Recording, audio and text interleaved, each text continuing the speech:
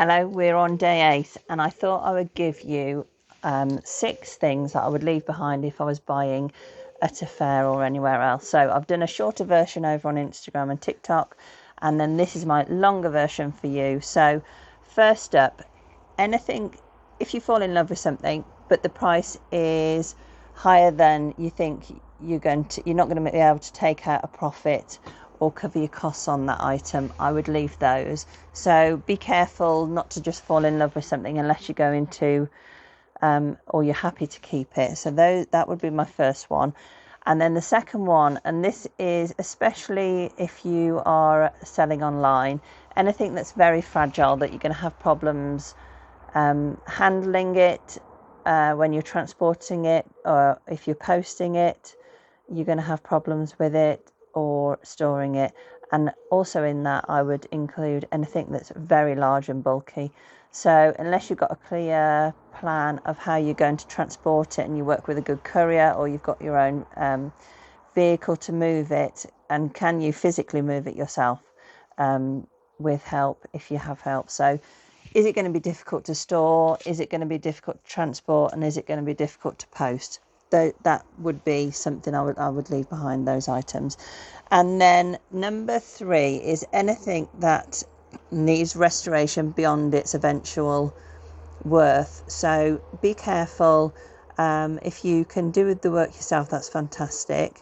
If you're paying for somebody to restore your items, then just be careful of the cost and adding in your cost of transporting it to the restorers and back, and their restoration costs. So just be clear about that, because it easily can go into you paying out. So you've paid for the item, you've paid for all of your time and costs getting the item to and from, and then the restoration costs. So just be careful that you've not now gone over the price that you can get for it, and giving yourself some profit too.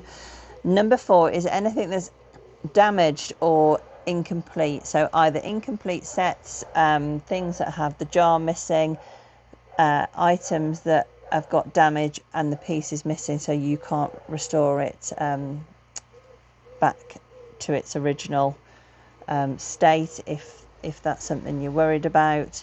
So yeah, anything that's incomplete or damaged, got pieces missing, I would leave.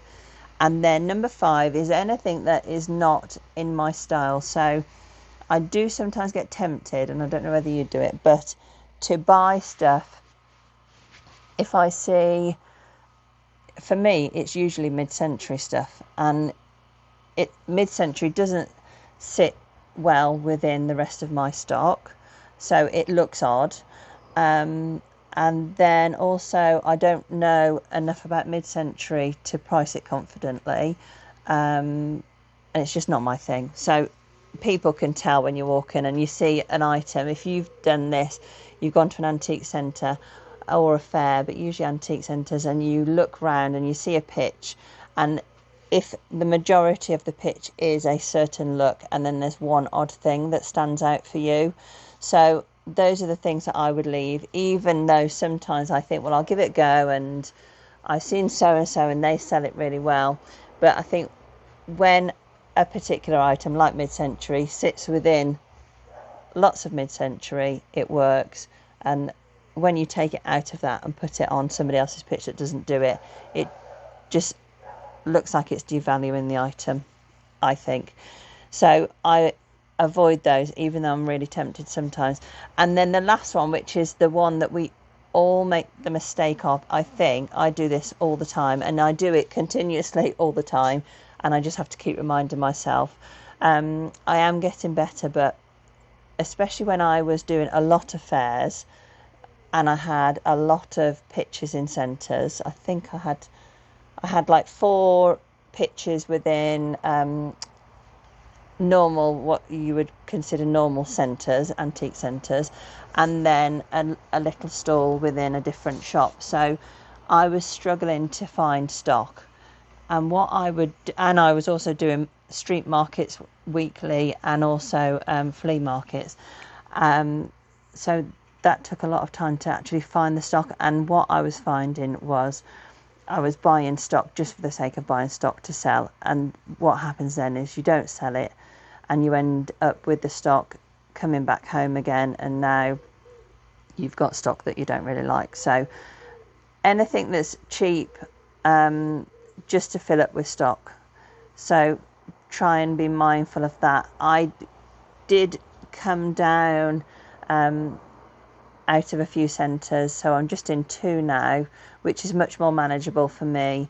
And what was happening was, across the centres, the 4 centres, my stock quality had dropped, and also the amount of stock in each of the centres had dropped. I was also then taking stock out of the centres to take to the fairs, which was completely a waste of my time.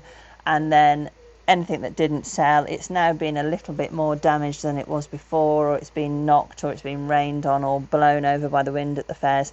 And then you're having to take anything back to the centres that you haven't sold, so you're running around. So that is something I would also avoid, and I might do a different video on antique centres if you want to some ideas on them, but you could give me some ideas of what you wanted to know.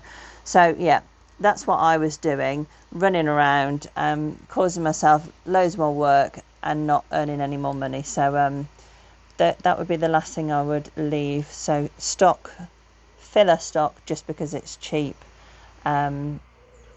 Just have less stock on your pitch, better quality, the stuff that represents you and your style, and then build it up slowly if that's what you need to do, because it does take time to build up your stock on pitches. So try not to get into the habit of just buying stock for the sake of putting it in without a clear plan. It's better to have, I think, less stock, better quality, more represents you, and then just build it up and add to it as you go on. So those are my tips. Hopefully that helps, and I'll see you tomorrow. We're on day 9 tomorrow, and if you've got any ideas of what you'd like me to do for the upcoming videos, let me know. And this here is that lovely cast iron. I've put some erasure on, I think that's kind of how you say it, in there, and I've dug it up from the garden actually, because it's seeded everywhere, so it will looking a bit limp at the minute, but it will come up.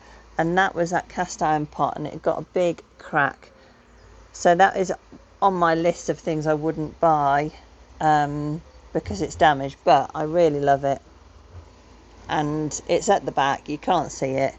It's really good because when you water it, the water comes out, so it's not sitting in water. So actually, it's very practical, and you can't see it when it's at the back. So that's that lovely. It's really heavy cast iron pot with some plants in. I think it was Dig Vintage had said about the plant, but I'll have to have a look. But yeah, hopefully you're enjoying the videos. And you can follow along and subscribe if you want to, and give me some ideas and comment and get involved. So I'll see you tomorrow for day 9. Take care. Bye.